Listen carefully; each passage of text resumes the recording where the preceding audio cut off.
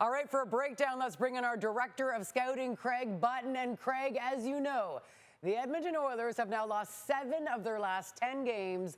They've allowed 4 or more goals in each of those losses. Which goal stood out to you most in this loss to the Anaheim Ducks? It was the 5th goal against on this night. Now, obviously, the Ducks had 2 quick goals, 12 seconds apart. But this is what has plagued the Edmonton Oilers over this stretch of what I would call really poor play. If you're going to play like this, you got no chance to win it. I don't care who's in the net. People can focus at the goaltender. But Darnell Nurse is going to come down. I don't know what kind of an effort that is. But now it comes back the other way.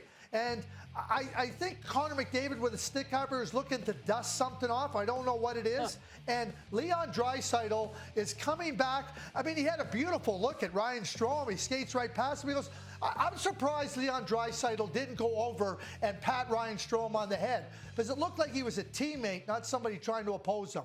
We have seen too much of this from the Edmonton Oilers post 4 Nations.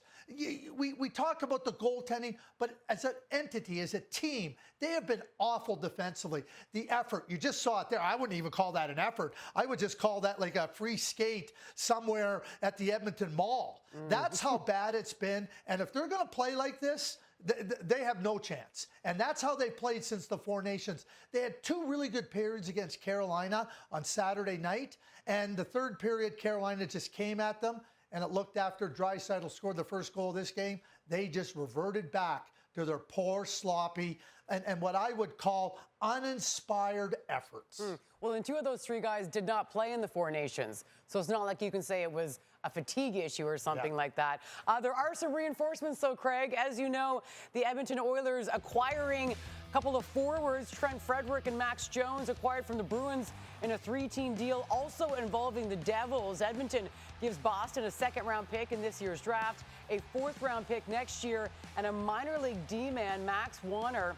Frederic, who is currently week to week with a lower body injury, ranked 2nd on the Bruins with 155 hits this season. Jones has played just 7 games in the NHL this year. Boston and New Jersey each retaining part of Frederic's salary.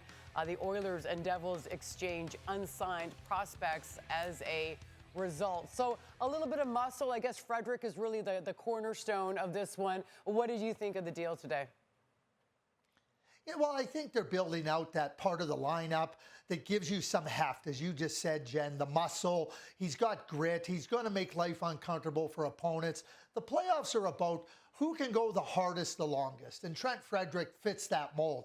He can play on the wing. He can take faceoffs. He can kill penalties, but he's aggravating, and he's hard to play against if you're an opponent.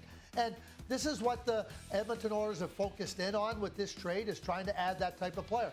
Trent Frederic, when he's healthy, is a really good, strong addition. Max Jones can really skate. He's got an edge to him. If he can find his way to give them some really good bottom line minutes and some bottom line energy and aggression, that'll be a real big bonus. But Trent Frederic here is the prize, and hopefully the player that can give them a little bit more of what you described as muscle come playoff time. All right, I'm going to do the Jets highlights. Stick tight. We'll be right back to talk Winnipeg Jets.